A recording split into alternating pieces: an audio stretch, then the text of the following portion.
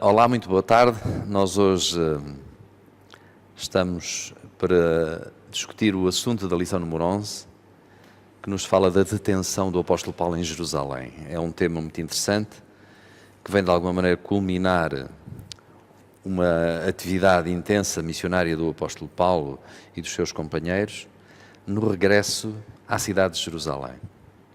Sabemos que Paulo tinha um objetivo de vir a Jerusalém numa altura particularmente importante para ele, uma altura em que uma grande parte dos judeus da diáspora se reuniam em Jerusalém, e ele tinha todo o interesse em juntar-se nesse período, no período da Páscoa e do Pentecostes. Ele queria estar na Páscoa, mas não conseguiu, e portanto foi na altura do Pentecostes que ele chegou a Jerusalém. E então, ele queria estar nesta altura porque era uma altura onde de facto havia uma movimentação enorme de todos os judeus da Ásia e das terras limítrofes, portanto, para Jerusalém.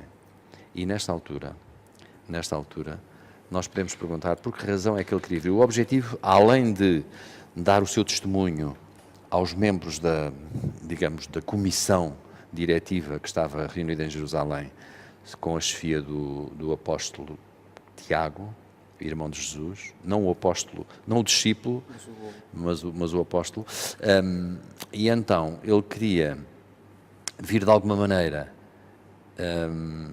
enfim, fazer uma espécie de um relatório das suas atividades missionárias e um assunto muito importante para ele queria trazer uma dádiva especial de todos os irmãos gentios para os pobres da igreja de Jerusalém da Judeia. Portanto, isto era um objetivo muito, muito interessante.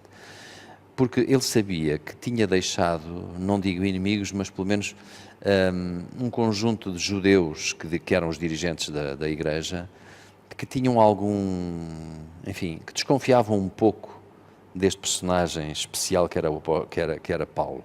E por isso mesmo ele queria desfazer dúvidas, ele queria aclarar talvez, enfim, porque ele era um homem que falava muito diretamente, falava da salvação pela graça, através da fé, e transmitia esta convicção nas diversas igrejas que foi fundando, e foi começando a surgir um boato de que ele falava contra a lei de Moisés.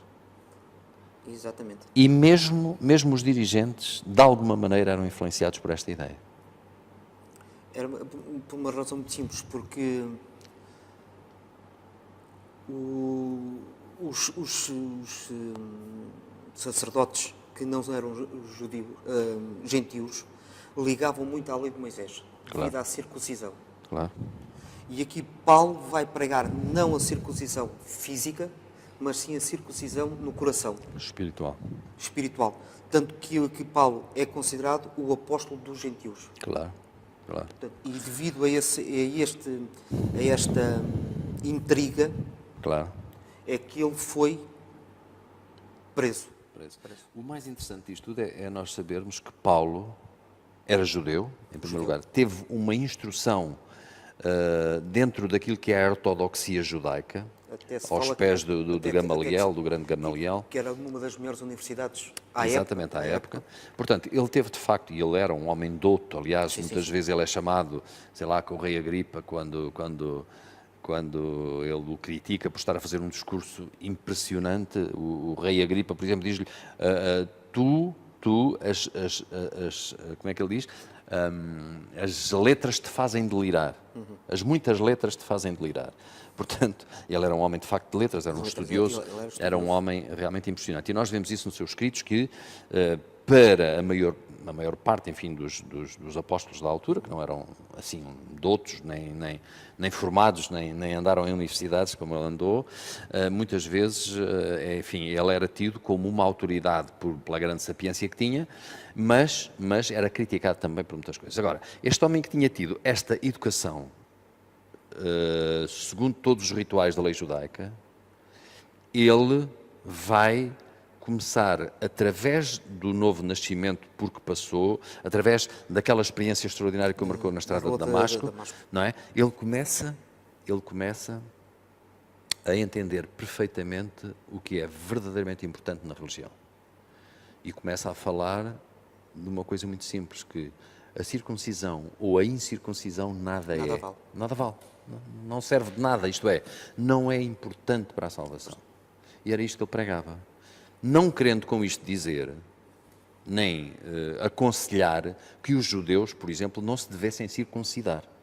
Aliás, há um episódio muito interessante sobre Timóteo, Sim. que ele próprio, o Timóteo já seria um rapaz, mas um homem, quer dizer, ele vai circuncidar Timóteo, apesar de não ser, enfim, ele era filho de uma judia, e para a lei judaica, o filho de uma mulher judia é judeu. O filho de um pai judeu já pode não ser considerado, mas o filho da mulher é seguramente judeu. Bom, e ele vai, por causa disso, circuncidar Timóteo, o que prova que ele entendia que a circuncisão, apesar de não ser um ritual fundamental para o processo de salvação, poderia ser, uma vez que era considerado na mentalidade judaica como um passo muito importante, e para não escandalizar os outros, ele próprio circuncidou Timóteo. Isso é muito interessante. E prova que, de facto, na sua filosofia de vida, apesar de ele estava perfeitamente certo. Ele estava perfeitamente certo. Mas, de facto, esta filosofia de vida de Paulo leva-o aqui, nós vamos estudar isso já nesta lição de quando ele se encontra com os líderes. Quanto a mim, há aqui uma falha tremenda dos líderes. Porque ele chega a Jerusalém, diz o que é que vai, traz, digamos, o dinheiro, que era bastante, não é, para distribuir para os pobres da Judeia, e depois Tiago vai-lhe dizer isto: olha, tu sabes que corre o boato de que tu andas a falar contra a circuncisão, de que tu falas contra a lei de Moisés, e, portanto, tu és um pouco mal visto aqui na comunidade judaica. Portanto, enfim, tens de ter algum cuidado e tal. Olha, e o melhor, para provares aos outros que isso não é assim, o melhor é tu nós fazermos aqui uma espécie de, enfim, de jogo em que tu participas para mostrar aos outros que, de facto, isso não é assim. Então é assim. Nós temos aqui 4 jovens que fizeram o voto de Nazireu e que agora estão no período do fim desse voto, e é necessário que alguém patrocine, porque era assim mesmo, quer dizer, que alguém pague esse voto, e esse alguém vai ser tu. E, portanto, tu com isso vais demonstrar às pessoas que, de facto, não desprezas a lei judaica. E ele aceitou. E isto foi um erro. Ele não é que isto foi um erro. E, de facto, foi um erro. Foi um erro, primeiro, terem-lhe proposto esta situação, e segundo, ele ter aceito. E nós vemos isso aqui no comentário da lição, que realmente, infelizmente, Paulo cedeu, não é? Cedeu neste compromisso com esta situação. Porque ele, pelos escritos que já tinha feito, pelos conselhos que tinha dado, ele nunca falou abertamente contra a lei. Ele só disse que a lei não salva. Pois não, a lei não salva. E isso é verdade, isso continuaria a ser verdade, ele não precisava se justificar com coisa nenhuma. Até porque a gente vê em Atos 10, no capítulo 10, quando o Cornélio e a sua família e os seus empregados são todos batizados. Ele era gentil. Era gentil, claro. Portanto, como ele diz aqui mais atrás, diz: Paulo faz tudo, fez que tanto os judeus como gentios são igualmente salvos pela fé e não pelas obras. Exatamente. O segredo da unidade encontra-se na igualdade entre crentes em Cristo. Exatamente. Aquilo que deveria unir a Igreja era a nova filosofia. Quer dizer, aquilo que devia... E era esse o grande sonho do apóstolo Paulo. Só que isso não foi possível pela mentalidade fechada dos judeus. Ele, quando foi perante os... no Sinédrio, ele conseguiu dividir os saduceus com os fariseus devido a essas diferenças. Ele, por acaso, aí foi habilidoso. Foi inteligente. Agora, a questão que nós podemos discorrer aqui, porque é muito importante, quer dizer, nós com isto conseguimos perceber como é que homens que tiveram inclusivamente, como Pedro, que tiveram inclusivamente com o próprio Jesus, que tiveram uma experiência extraordinária com Cristo, como é que estes homens não foram suficientemente capazes de ultrapassar a força cultural dos rituais judaicos. Estás a perceber? Sim. Porquê? Porque para eles bem diziam, Porque naquele congresso, não, nós estudámos há 3 ou 4 lições atrás, o concílio de Jerusalém, porque o concílio foi só por causa de um assunto que era a circuncisão. Os judeus convertidos diziam assim, meus amigos, ok, nós precisamos de ensinar aos novos conversos gentios que têm que se circuncidar. Percebes? Esta era a opinião dos judeus. Temos que obrigar os gentios a passarem pela circuncisão, porque senão não se salvam. Não salvam. E então o concílio veio dizer, meus amigos, não é preciso fazer isso, porque, como o apóstolo Paulo dizia, a circuncisão ou a incircuncisão nada é uma obra, aquilo é um ato. É um ato. Isso teve importância na altura com Abraão, mas agora estamos numa fase diferente. Agora estamos na fase em que Cristo veio à Terra e entramos na nova dispensação. Agora já não precisamos de fazer sacrifícios, agora nem nada, isso acabou, porque houve o sacrifício máximo e, portanto, não precisamos, tudo aquilo para que apontavam os antigos sacrifícios já foi feito e acabou. E, portanto, a circuncisão era um ato também desse género, acabou, não precisamos da circuncisão para nada. Mas podes continuar a fazê-la. Agora, tem presente que, pelo facto de circuncidares o teu filho, não é? Tu não vais dar-lhe o passaporte da salvação. Isso é a graça de Cristo que faz, nada mais. E, no fundo, foi o que disse o concílio de Jerusalém, já tinha acertado este assunto. A única coisa que se podia ou que se deveria impor, entre aspas, aos novos conversos era a questão, em relação aos rituais anteriores, era a questão do sangue, das carnes sacrificadas aos ídolos e da prostituição. Portanto, nada destas 3 práticas. E porquê que estes 3 assuntos eram todos muito importantes? Porque a prática da prostituição era uma prática muito disseminada, sobretudo da prostituição ritual, dos ritos com as deusas dos templos gentios e tal. Havia, de facto, uma prática de prostituição com essas mulheres que facilmente depois os cristãos poderiam, enfim, envolver-se e tal. E, portanto, eles disseram a prática da prostituição, as carnes não sangradas, as carnes, portanto, com sangue, o sangue como símbolo, que era uma coisa ritual do Antigo Testamento também, mas que deveria passar, os cristãos deveriam ter o cuidado, assim como nós hoje, de não comer sangue, porque o sangue é vida e não deves ingerir sangue. Hoje sabemos, particularmente por motivos de saúde, que a hemoglobina que está presente no sangue, depois de cozinhada, ela é o elemento cancerígeno que faz com que todas as carnes processadas, os chouriços e essas coisas, sejam altamente cancerígenos. É o sangue que está lá. Ora bem, nós já tínhamos a indicação desde os tempos do Antigo Testamento de não ingerir o sangue. Isso é digamos, um requisito que passou, mesmo pelos apóstolos, do Velho para o Novo Testamento. Okay? Para além da validade da lei, do sábado, etc. Isto nós sabemos hoje. Aliás, hoje sabemos também que os nossos amigos evangélicos aproveitam estas 3 leis para dizer foram as 3 leis únicas que passaram, o resto acabou tudo. Nós sabemos que isso não pode ser admissível, nem intelectualmente honesto pensar assim, porque nós então poderíamos matar, porque não se fala disso, poderíamos roubar, não se pode entrar nesse tipo de... Os 10 mandamentos estão em vigor. São invioláveis, aquilo não se pode mexer. Pronto. Mas para além dos 10 mandamentos havia estas questões. Essas questões. E essas passaram também. De saúde. Pronto, uma pessoa pode dizer que são questões de saúde porque... Então, Paulo realmente encontra-se com os líderes e os líderes propõem-lhe Tiago, que ele se unisse a estes 4 homens, não é? Que aceitaram os votos para nas cerimónias de purificação do templo destes homens, ele pudesse de alguma maneira participar nestas cerimónias, pagar estas cerimónias, para ser visto como exemplo de alguém que mantinha o tradicional, as práticas tradicionais judaicas. Bom, mas vemos que afinal isso não foi suficiente. Isso foi uma manobra que acabou por ter um efeito contrário, porque depois, lá está, acontece o motim no templo. E acontece porquê? Pronto. É aquele assunto no pátio exterior.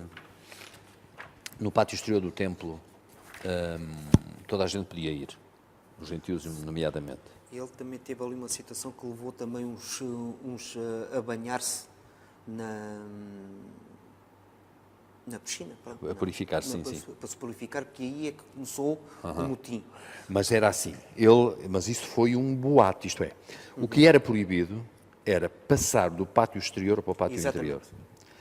No pátio interior... Segundo diz, até havia lá letras em grego. Em grego, para não... Eu tirei um apontamento, o que estava escrito no pátio era assim: aquele que for apanhado a entrar no pátio interior só se poderá culpar a si próprio pela morte que se seguirá. Portanto, vai ser morto. Alguém que não está habilitado. E quem é que não está habilitado? Quem não é judeu. Não é judeu. Quem não está circuncidado. Se não é judeu, não pode entrar no pátio interior. Se entrar, morre. E, portanto, ele foi dito pelos judeus da Ásia que ele, Paulo, tinha levado para o pátio interior um tal de... como é que se chamava? Trófimo. Que era um irmão cristão de Éfeso, da igreja de Éfeso, portanto, da Ásia, mas que era gentil, quer dizer, que não era judeu, que não era circuncidado, e portanto, mas é mentira, ele não fez isso, mas foi o boato que os judeus presentes na altura em Jerusalém começaram, digamos, a propalar, e isso criou uma turba, criou um movimento na turba de um ódio extremado contra Paulo, e portanto o que é que eles fizeram? Prenderam-no e começaram a batê-lo, a dizer-lhe, a condená-lo à morte ali, assim, sem julgamento, digamos.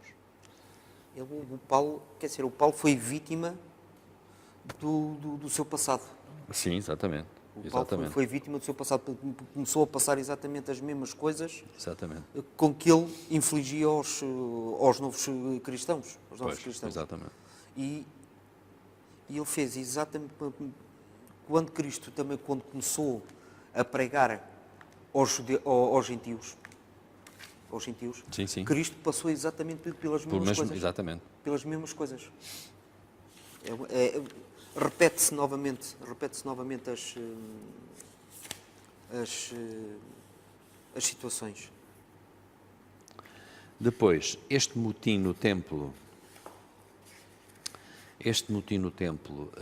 fez com que Paulo fosse preso e ficaram, digamos, houve ali uma excitação, Ellen White diz que havia uma excitação selvagem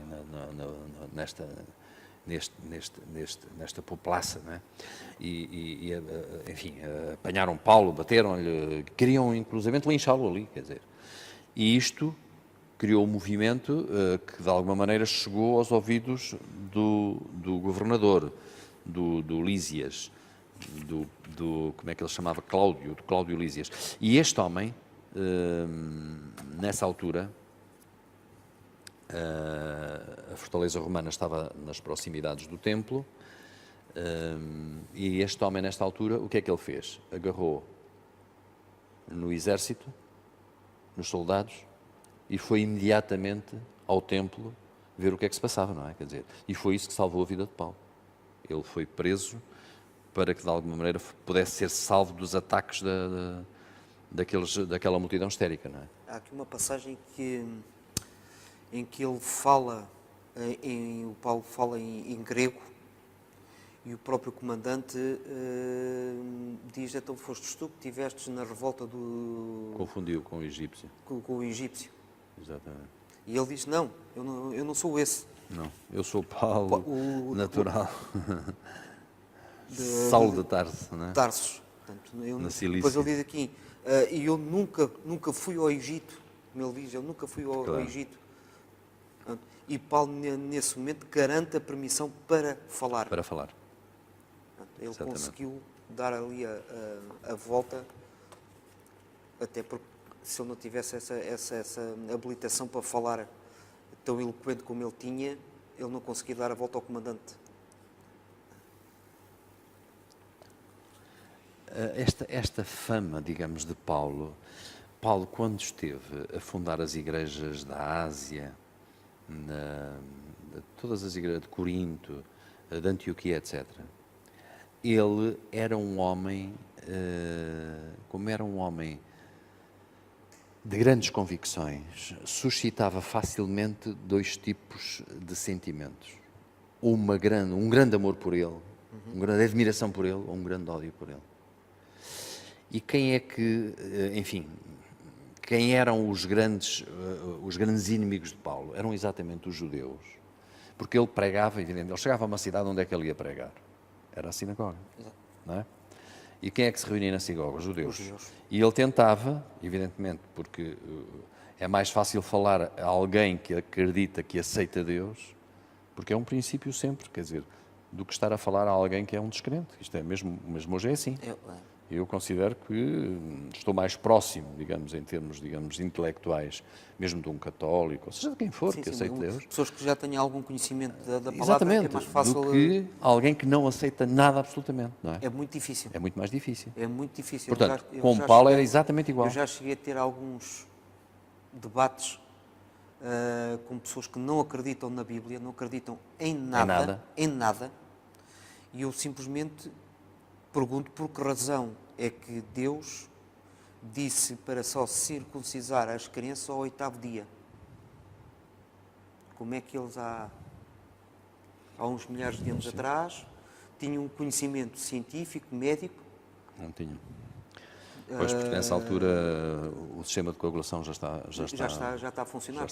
Portanto, como é que sabiam isso?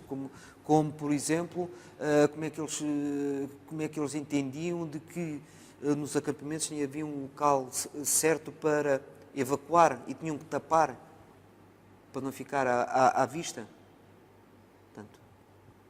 Portanto, eles não nasceram ensinados para saber isso. Portanto, mas mesmo assim as pessoas continuam a dizer: sim senhor, isto foi escrito. Mesmo que eles entendam que, mesmo como eu sou o prof, está bem, pronto, a Bíblia foi escrita quando apareceu a prensa de Gutenberg. Mesmo aí, a medicina ainda não estava avançada para saber que a coagulação do sangue ao 8º dia. É muito difícil quando nós racionalmente tentarmos, enfim, convencer, ou pelo menos demonstrar qualquer coisa, a alguém que é perfeitamente descrente em tudo, é complicado. E, portanto, há muito mais pontos comuns. E por isso Paulo procurava, em primeiro lugar, numa cidade desconhecida, que se desconhecia o cristianismo, entrar em contacto com quem? Com aqueles que aceitavam um Deus Criador, aceitavam ser filhos de Deus, etc. E a partir daí dizia-lhes: olha, vocês conhecem a verdade, mas conhecem apenas meia verdade. Falta-vos o resto. Falta compreenderem aquilo que falava o profeta Isaías, que era o servo sofredor que haveria de sentar-se, descendente de Davi, e que havia de fundar um novo reino, etc. E a partir daí começavas a falar de Cristo. E falava-lhes por experiência própria, porque Cristo lhe tinha aparecido, etc. Ele usava a experiência própria. Sempre a experiência própria. Aliás, aqui neste discurso ele vai fazer isso. Bom, então, aqui a história é que ele é preso por esta turba, enfim, por esta turba enorme de gente que eles procuravam matá-lo.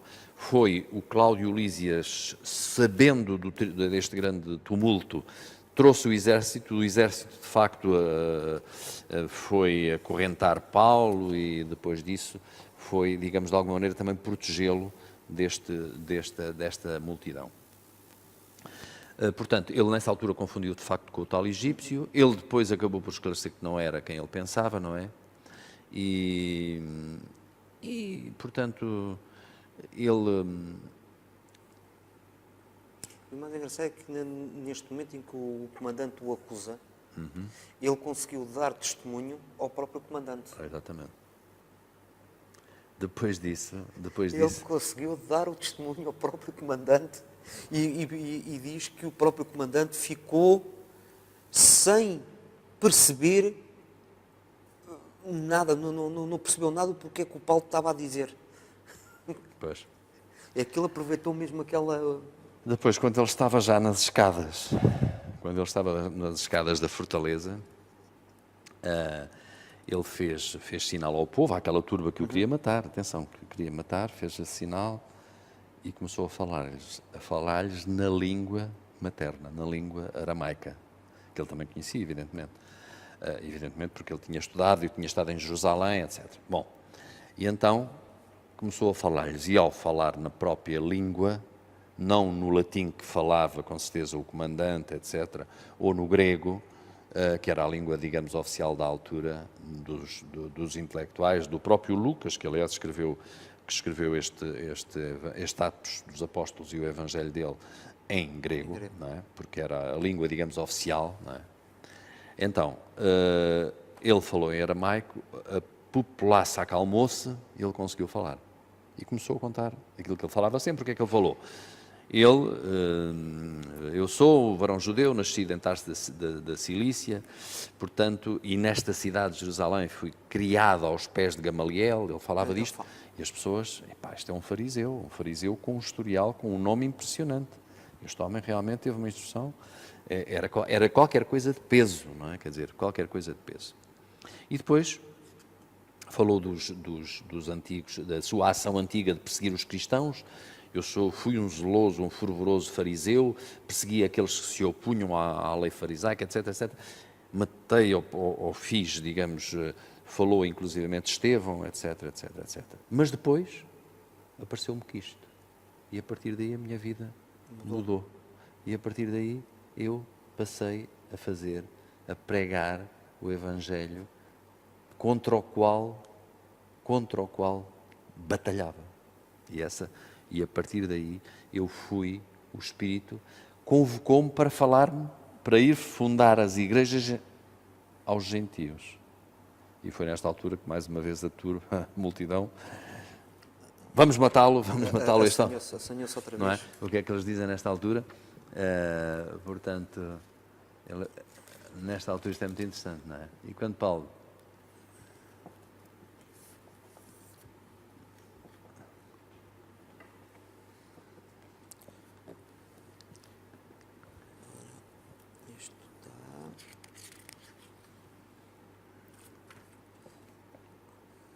apressa-te, sai logo de Jerusalém, porque não receberão o teu testemunho a meu respeito. Eu disse, Senhor, eles bem sabem que eu encerrava nas prisões e na sinagoga. Quando se derramava sangue de Estevão e tal,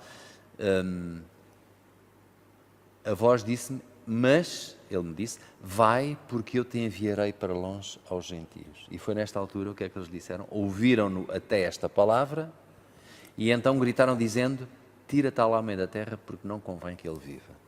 Portanto, voltaram ao mesmo, não é? E mais uma vez ele teve que ser tirado, não é? E o comandante ordenou que ele fosse recolhido à fortaleza e que fosse... Ellen Whitewood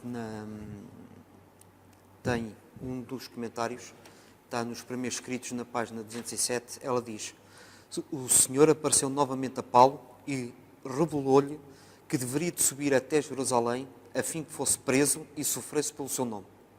Embora ele ficasse prisioneiro durante muito tempo, o Senhor promoveu a sua obra especial por intermédio dele. As suas prisões deviam de ser um meio de disseminação do Evangelho de Cristo e assim de glorificação a Deus. Ao ser enviado de cidade em cidade para julgamento, o seu testemunho sobre Jesus e os interessantes incidentes da sua própria conversão eram relatados perante reis e governadores, ficando eles sem desculpa em relação a Jesus. Milhares criam nele e regozijaram-se no seu nome. É interessante aqui, eu estive a pensar por que razão é que esta multidão o ouviu a contar a história toda. Ele contou a história de Ananias, contou a história de ter ficado cego, que depois Ananias ficou em sua casa, Ananias foi falar com ele. Com Ananias ele restaurou a visão. Provavelmente ficou sempre com problemas de visão, mas isso é outra história. Porque é que Paulo não escrevia, porque é que Paulo apenas algumas frases escrevia com o seu próprio punho, porque ele não via bem. Pensa-se, quase todos os grandes estudiosos bíblicos dizem isso. Bom, aquela luz forte cegou, atenção. E ele depois recuperou a visão, enfim, fazia a sua vida, mas era um homem sempre muito limitado na visão. Bom, mas a questão aqui é a seguinte, repara.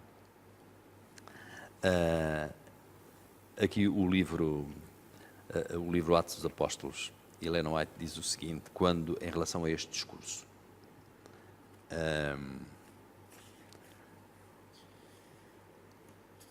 Onde é que está? Está aqui.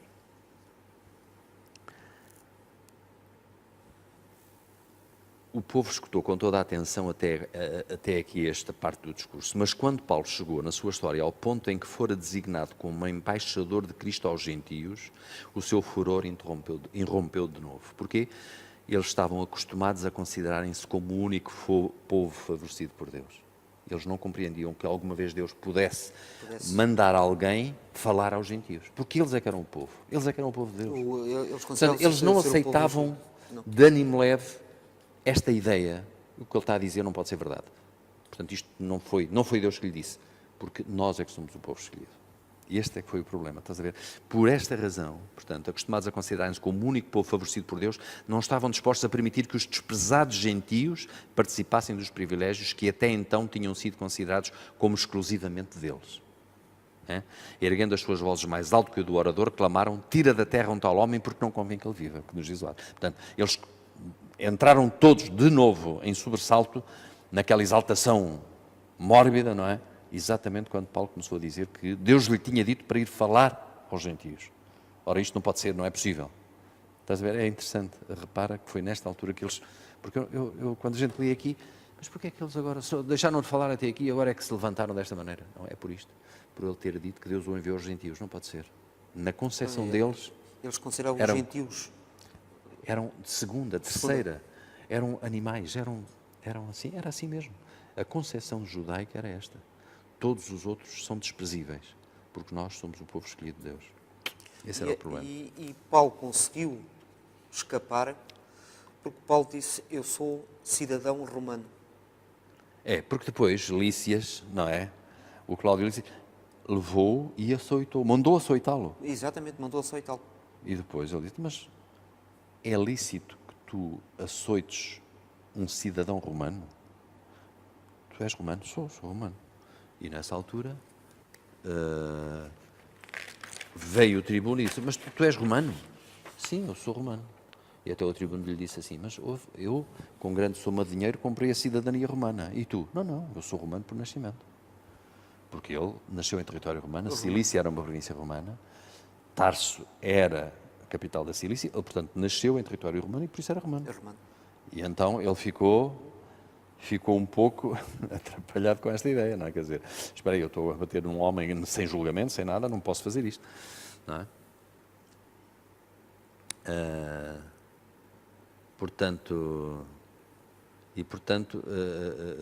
até o próprio tribuno teve temor, porque foi ele que o tinha amarrado, não é? E no dia seguinte, sabendo ao certo a causa, porque era acusado pelos judeus, ele soltou-o das prisões e mandou vir, e agora vamos entrar na outra parte da lição, que é o Sinédrio. Ele mandou vir o Sinédrio. Espera aí, isto é um assunto entre os judeus, afinal este homem é romano, eu não posso estar aqui a prender, não é? Porque é mesmo assim. Eu, no fundo, acabei por prendê-lo porque, senão, eles acabavam por matá-lo, não é? Então, eu estou aqui a defender um pouco, mas não posso estar a maltratá-lo, não posso estar, a bater-lhe, etc. Conclusão, eu vou chamar o Sinédrio para que, perante o Sinédrio, ele esclareça os assuntos que têm com eles e que se resolva o problema. Foi assim que ele foi, então, perante o Sinédrio. E então, ele no Sinédrio vai fazer aquilo que tu ainda há pouco disseste, não é? Explica lá tu. Ele conseguiu pôr os saduceus e os fariseus, exatamente, em guerra uns contra os outros. Porque... Ele dizia: eu estou aqui por causa porque eu creio na ressurreição. E por crer na ressurreição foi Cristo ressurreto que me apareceu. Foi o Cristo que ressurgiu, foi o Cristo que foi ressuscitado que me apareceu. Portanto, eu creio na ressurreição e estou aqui por causa disso. E os saduceus, que não acreditavam, não sabe, entraram ali em conflito. Nessa altura, os fariseus começaram a defendê-lo. Espera aí, este homem é fariseu, é como nós, aceita a ressurreição. Pronto. Agora os outros começaram. Então gerou-se ali uma polémica. Uma polémica, e ele conseguiu dar a volta sobre essa questão de... Há aqui uma coisa muito interessante, ainda antes disso, quando ele começa a falar, o sumo sacerdote, não é? Lembras-te disso? Quando ele começa a falar, ele era membro do Sinédrio. Antes ele era membro desta corte, digamos, não é? Ele era, porque era ele que executava as ordens todas da perseguição aos cristãos. Ellen White diz que ele, estando perante os príncipes judeus, o seu porte era calmo e o seu rosto revelava a paz de Cristo. Portanto, era um homem perfeitamente sereno, etc. Não é? E, portanto, ele pôs os olhos no conselho e disse: varões e irmãos, até ao dia de hoje tenho andado diante de Deus com toda a boa consciência. E quando ele disse isto, o sumo sacerdote Ananias mandou aos que estavam junto dele que lhe dessem um tabefe, que o ferissem na boca, que era um tipo, está a dizer que anda perante Deus e tal, toma, bateram-lhe. E então, aí o nosso apóstolo teve aquela reação e disse-lhe logo, chamou-lhe o mesmo que Cristo chamou aos fariseus. Hipócritas. Eles, não, chamou-lhe mais do que isso. Ele diz assim, parede branqueada. Exatamente, parede branqueada. É o sepulcro caiado. Exatamente. Cristo tinha falado também. Vocês são sepulcros caiados de branco. Exatamente. Por dentro são muito bonitos, mas por dentro, por fora são bonitos, mas por dentro estão cheios de podridão, não é? Exatamente. Portanto, parede branqueada. O Ananias deve ter estremecido, não é? Mas ele não sabia que estava a falar com o sacerdote, porque depois pede desculpa logo a seguir. Porque é repreendido pelos outros, não é? Que dizem, tu não sabes que tu falas assim perante o sumo sacerdote? Exatamente. E ele então disse, não, desculpa, eu não sabia, porque está escrito, ele nessa altura cita as escrituras, não é? Porque ele era um homem realmente que não dirás mal do príncipe do teu povo, está escrito, não é? E portanto Paulo retratou-se logo do que tinha dito, não é? Mas aquela primeira reação foi... A primeira reação de... Não foi dar outra face aqui. Não, aqui não, que foi... Bom, e então, continuando, mas fala, porque estávamos aí agora, ele entra no assunto do litígio entre saduceus e fariseus, aproveita essa... E consegue, de uma certa maneira, não direi muito apaziguar, pelo contrário, ainda fez mais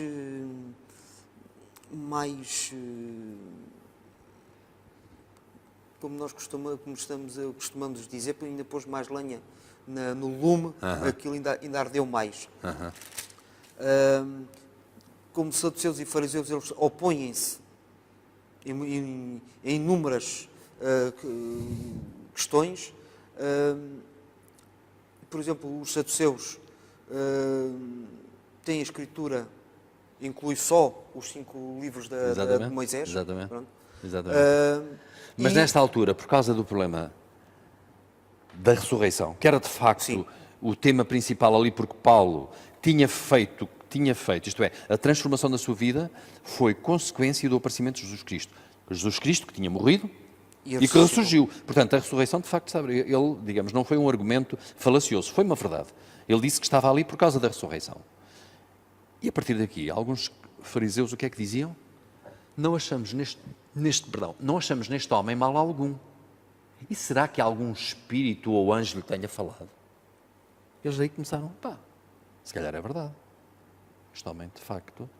E então, aconteceu uma celeuma, de facto, entre eles, entre os saduceus e os fariseus, e tomando vulta a celeuma, temendo o comandante que fosse Paulo despedaçado por eles, mandou descer mais uma vez a guarda, não é? Para o tirar dali e para se resolver o problema. Portanto, nesta altura, Paulo é retirado, não é? Do Sinédrio e é levado, portanto, para...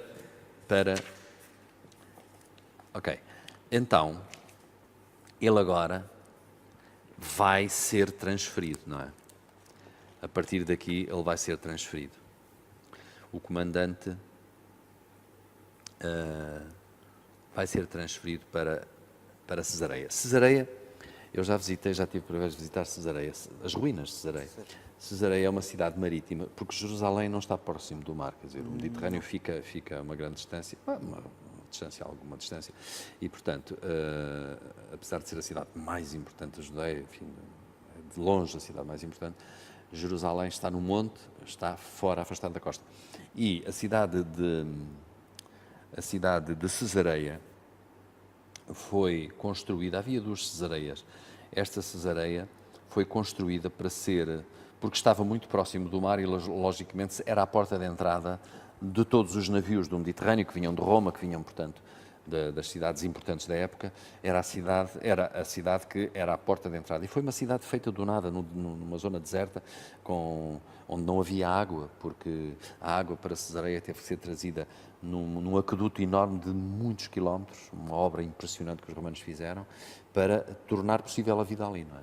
E então a fortaleza de Cesareia, que ainda hoje lá está, as ruínas, claro, assim como o teatro, etc., é uma cidade bonita de se ver, e mostra-nos, portanto, uma localização numa baía que foi escolhida estrategicamente, até como meio de defesa, etc., para de alguma maneira defender os possíveis ataques de navios inimigos, etc. Bom, mas então é para aqui que ele é levado, e é aqui que ele vai ficar 2 anos. E é aqui que nessa noite, nos diz o texto, sim, não é? Que o Senhor aparece a Paulo no capítulo 23, verso 11. Na noite seguinte, o Senhor, pondo-se ao lado dele, disse: coragem, pois do modo porque deste testemunho a meu respeito em Jerusalém, assim importa que também o faças em Roma.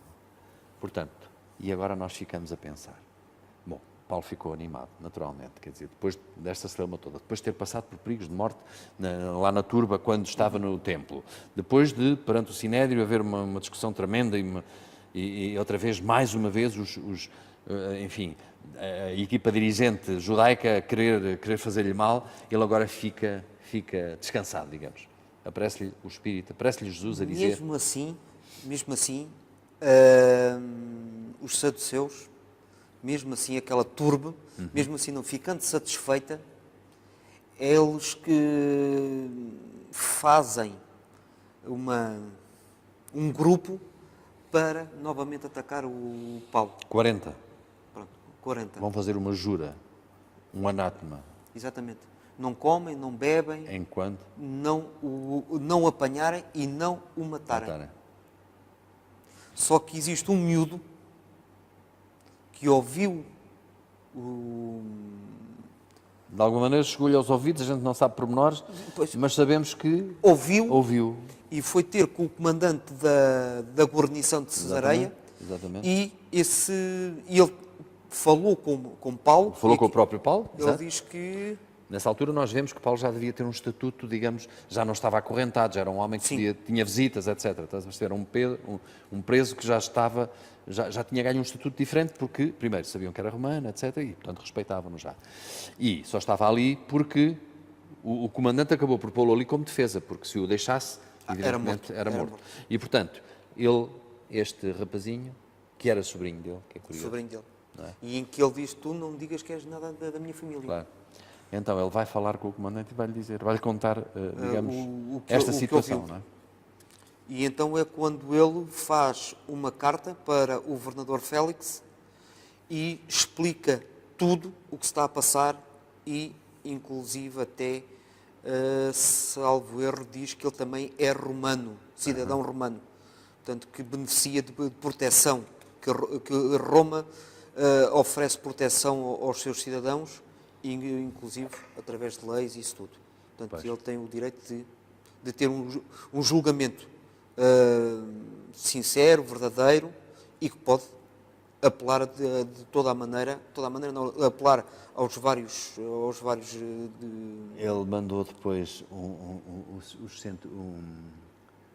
chamou 2 centuriões.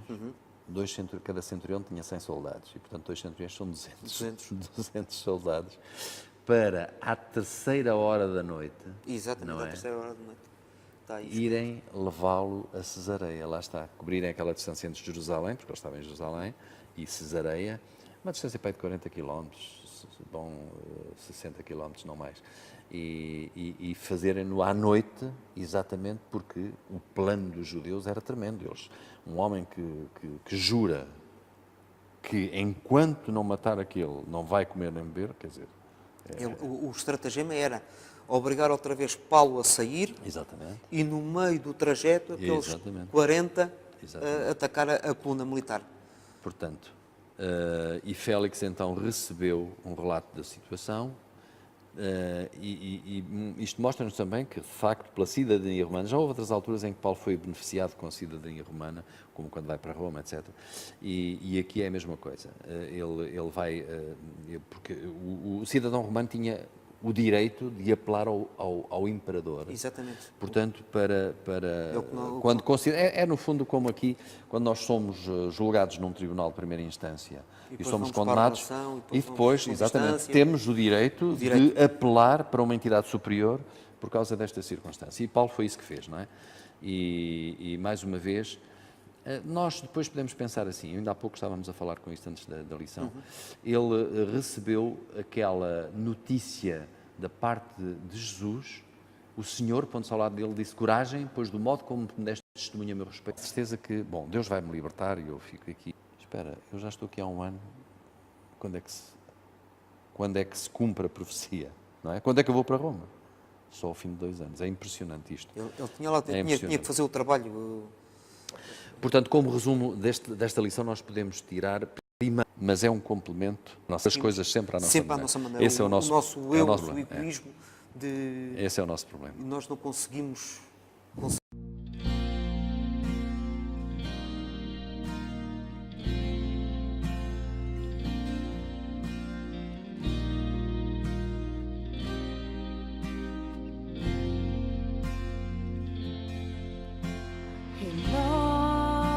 Renova-me, Senhor Jesus. Já não quero ser igual. Renova-me, Senhor Jesus. Põe em mim teu coração, porque tudo que há dentro de mim